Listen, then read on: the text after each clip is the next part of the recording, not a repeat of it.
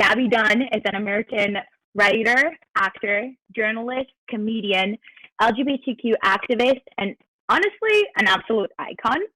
She has a super successful YouTube channel and podcast called Just Between Us.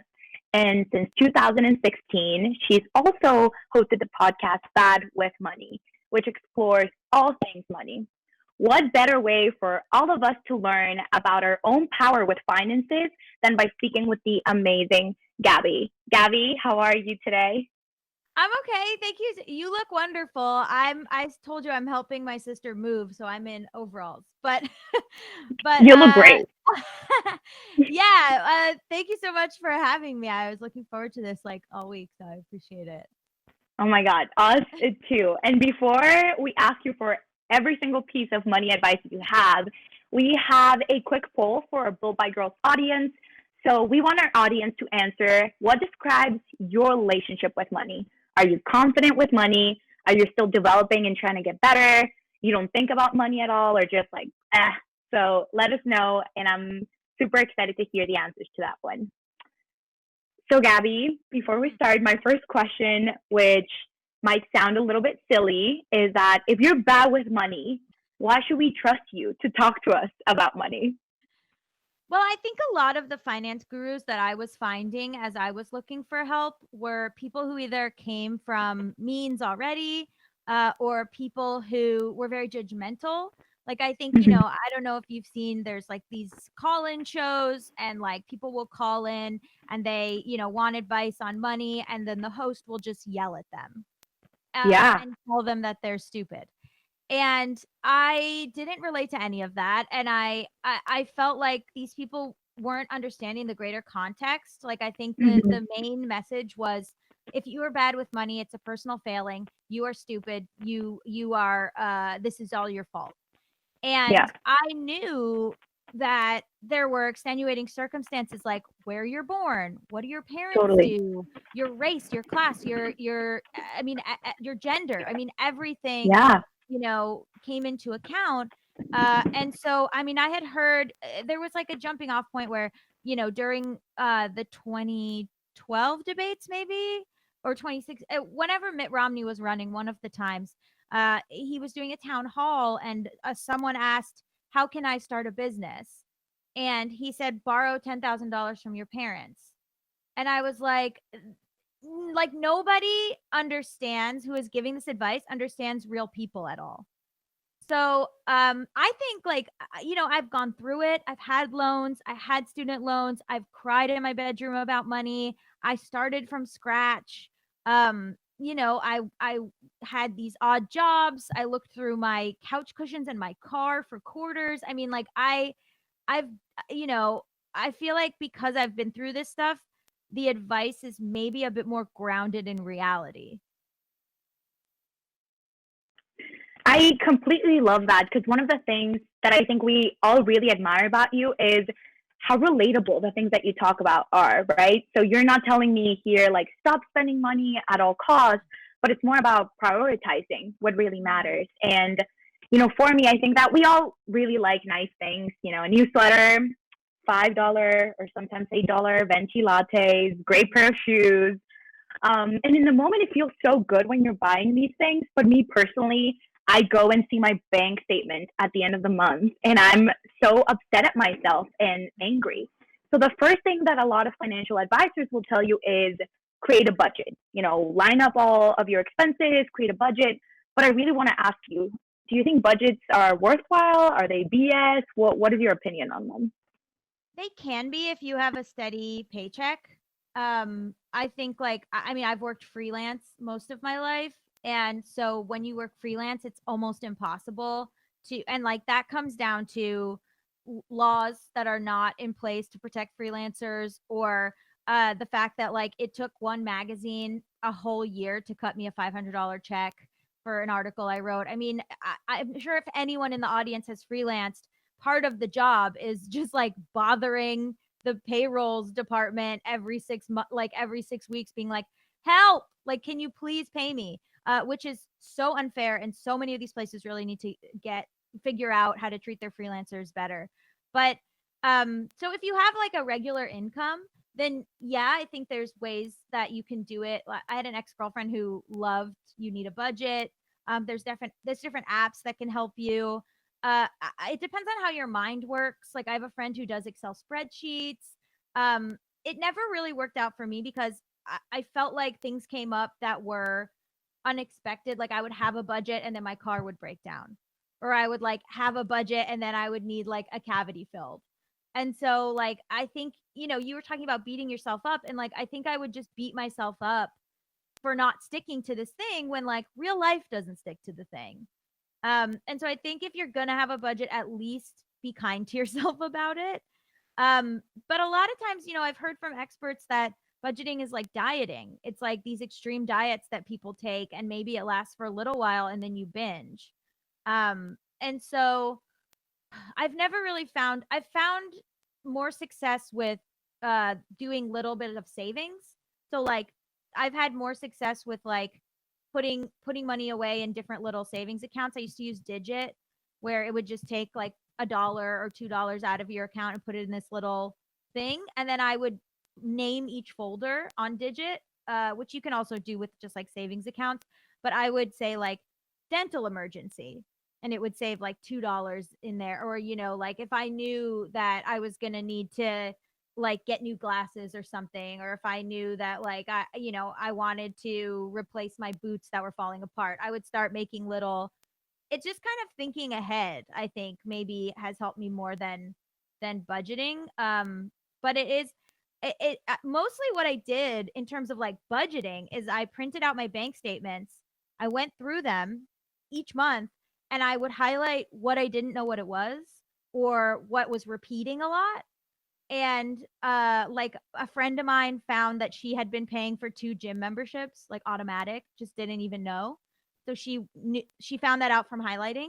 Or I and then she called, and you have to call and be kind of a thorn in their side, but she called and got it all back paid. Was like, I've been paying twice, I've never used this gym. So she got like all the money back for like that 6 months or whatever, because she was a thorn in their side. But I also, so then like, my story that I tell is that I live in Los Angeles, and I realized that a reoccurring payment was parking. I kept paying so much for parking every month. And I was like, if you just leave 15 minutes earlier, you can find street parking. So that was huge. That eliminated like rather than this one size fits all, don't get your latte type thing. I was like, my latte is not the problem. The problem is that I'm lazy, and I leave late, and I just park in the first like garage, which will cost like $20. So it's really Yeah. individual. Like with budgeting and cutting stuff out, it's like so specific to the individual person. Yeah. I will drink And my that makes latte right now. Oh, awesome. And that makes sense because honestly, it can be so overwhelming to get out of that budget. And I like that idea of just putting your expenses out and highlighting them. And I guess that ties perfectly into my next question because earlier in the summit, we have been talking about mental health, and you've been very open about your own struggles and like spending too much and crying. I've been there, lots of crying. And Yeah. so when you're going through those situations, is there a quick fix of getting a handle on your finances, or is it more complicated than that? Ugh, it took forever. And I cried the whole time. The whole time that I printed out my bank statements and was highlighting, which took like 3 days, sobbing. Would pause, lay on the carpet, cry. Uh, because it's so overwhelming, and it's so hard to like learn new things or change, and change is really hard, and changing habits is really hard. And I don't think we take into account like how depressed it can make you, and how like anxious it can make you. And then on top of that, like I didn't want to know. I would throw my mail away. I didn't never looked at what my loans were or what the interest on them was. Like I just didn't want to know, and I felt like if I never knew, then I never had to deal with it. That obviously causes high interest on your loans. That obviously like I traveled for work, but I never looked into like what kind of credit card I should have. Turns out a travel card would have been nice because I would have probably not spent as much money, and I would have gotten hotels for free and whatever. But I just was like, it's so much reading, and it's so much just like it feels very unfair. Like too, like I felt like this is so unfair that this isn't like made easier. It's unfair that we didn't learn this in school. It's unfair. I mean, like truly like threw a temper tantrum. Like it was like a full, and you're like, I'm an adult, like I should know these things, and you're just like crying on your carpet like a 3-year-old. Yeah, It exactly. really affects, like it's really, and then you feel shame because of that. And my advice is always like, you gotta just like let go of the shame. You gotta do it. And if you're gonna cry while you're doing it, cry while you're doing it, baby. But you gotta do it. And don't feel like Yes, I couldn't be crying while I'm doing this. As long as you're doing it and you're getting it done and it's taking like 5 days and you take breaks every 30 minutes because you want to die, that's fine. yes. And I totally agree. I think there is a lot of knowledge in there's a lot of power in knowledge when you're able to put yourself out there and learn. Growing up, I remember my parents used to tell me, you should spend everything that you earn. You work for a reason. I never really knew about the strategies that came up with saving. And so I want to hear just a very quick take on you, like right top of your head. How do our parents' ideas about money affect their own relationships with money? And do you have like one tip on how to unlearn these things that we have grown up with?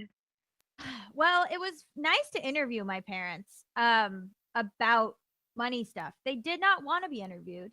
They kind of hate being on the podcast, but I do think that like I learned so much from how secretive they were. They never talked to me about it, and I think a huge mistake sometimes, and obviously I'm not a parent, but I will be judgmental. You don't you treat kids like they don't understand anything, or you treat kids like they're not noticing stuff. But like I was noticing things at like 4, 5, 6, you know? So like I think if you have a kid and you think, oh, they don't notice, they don't need to know about this. It's grown up stuff. I interviewed a bunch of kids at Gage Park High School in Chicago for my book, mostly young women of color. And they were like, whenever I try to ask my parents, they go, you're not grown. Like, why are you trying to act grown? And I think like that's such a mistake. Like I think if you are a parent, like, and if you're even if you're a kid, like push, like try to ask, and also if you're a parent, like be open with them. I know it seems like they're not going to understand, but like they will, and if you aren't open with them, they will pick up on that. My parents fluctuated back and forth. They would say, "Oh, we were fine." And then like 2 days later they'd be like, "It's a dire circumstance." And I'd be like, "But how is that possible? 2 days ago we were fine." Um and so I think like one thing that helped was really sitting down and interviewing them and realizing what I Yeah. learned from them. And like Hmm. obviously sometimes they don't want to be interviewed and they don't want to tell me stuff still to this day. I'm 32 years old, but Totally. it helps to I had a guy on the podcast named Dr. Brad Klontz, and he said that you should sit down and write down everything that your parents taught you about money. What did you learn from Mm, them? What did you see them doing? Um, what okay. what did did they prioritize spending? Did they prioritize saving? Were they incredibly frugal and like made you so nervous to even like you duct taped everything together because you were so nervous to buy any new things? Or were they Yeah. like lavishly taking out loans and spending? Like what did you learn? And then try to figure out like did any of that serve you? I'm so jealous. I Yeah. have friends who like their parents opened a bank account for them at 15 and taught them everything. And I was like, what is that like? I know. I know. You're literally like, why do people know so much? And I think that We don't learn about it in school. It's so up to the individual guardian, and like yes, that is such an uneven playing field. yes, I agree. And it again, this is perfect too because we have a couple of questions from our Built by Girls audience, and as you say, it feels like an uneven playing field. And Astrid actually is asking, how can we, as young students who don't have that knowledge and are holding our first job and are learning to prepare for retirement now, rather than becoming older and struggling, what would be your answer to this question as we only have the context of the people that we grew up with?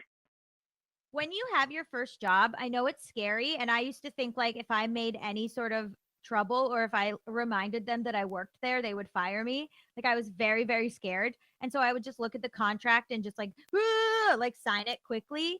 Um what I learned later was like I had all of these, they were taking money out of my paychecks for retirement accounts. Then I would leave the job, go to a different job, not take it with me. So, because I just didn't know. I think like what in your first job, that's what HR is for. Sit down with HR. Ask them, what's our insurance policy? What's the best one? Do we have 401k? Do we have matching? Do we have like be, and it's not even, I'm saying be annoying, but like it's not annoying. That's literally their job. Your job is literally to protect yourself. So like it's not like I was like, this is so crazy if I go and talk to HR about all my questions. What is their job? So like literally go at your first job, like go to HR and be like, I need you to walk me through this paperwork. I need you to walk me through what my best options are. I have had jobs where I didn't realize they weren't taking taxes out. Then I had to pay a huge lump sum in taxes at the end of the year. Take taxes, ask them like, are you taking taxes out? Make sure that I filled this out correctly so that you're taking out taxes and I'm not going to be like hit with this big thing at the end of the year. Yeah. Mm-hmm.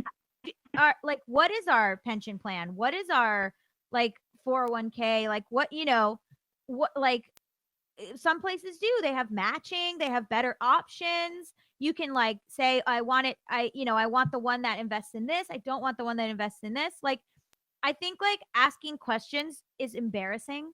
Like it makes you feel like you're being annoying, you're being stupid. Yeah, it makes you feel so out of place and ashamed. And you're at your first job, so you don't want to make waves and you don't want to seem like somehow you got there and you're an idiot. But yeah. I think like if you don't ask, you don't get. And like if you just pretend like I did that you know everything, you're leaving. I left so much money on the table. And like I also had things where I didn't realize that I hadn't opted for taking taxes out, and then I would have to pay like, $3,000 at the end of the year, which was like unimaginable to me, and was like so panic attack inducing. I think for your first job, like really like ask questions and set yourself up for success. Like truly be on top of your 401k. Truly be on top of like, where is this going? What is this? What's happening? How is that looking? Log into the website and look at it. And don't be afraid of looking stupid. And if anyone like at your job is like gives you attitude, it's like that's their problem. You need to protect yourself. You need to be aware. You can't just like have your head in the sand. You need to like be aware of what's offered to you at this job. Yes. And I think that's so important for our audience to keep in mind. And actually, we got the results from the poll, and 63% of people are still developing and trying to get better with money. And I think that mindset of asking questions, you know what? Let the shame, let the fear of looking stupid, sounding stupid, like go out. We're all still learning, and asking questions is definitely such a great thing that I'm definitely going to take away from this combo. And so, ask your friends questions too. What is your coworker doing? What's their idea? How are they saving? Talk to each other. Yes. I love that, Gabby. And I mean, I have, so many key takeaways from this. I think especially, not being afraid to go out there, shift your own story and your own relationship with money, and try to see it from a great relationship standpoint is something that I'm definitely taking away from this. We are at time, but you're in control. You're not on a runaway train. Like you grab the reins. I love that. And honestly, regular financial planners seem so boring now. Like I'm going to go home, sit with HR, put out all of my finances and highlighting everything. I don't exist in the real world. I really found that a lot of these, I'm doing better now, but like, I think a lot of these people, they came from nothing, but it's been so long and they're millionaires now, or, they don't remember what it was like. And their advice is kind of like, who is this for? Yeah. Gaby Dunn, thank you so much for your time, your knowledge, your energy, and your expertise. We're so incredibly lucky to have had this chat with you. And I'm definitely going to keep learning about finances and personal managing of money as much as I can. Oh, thank you for doing this. I really appreciate it.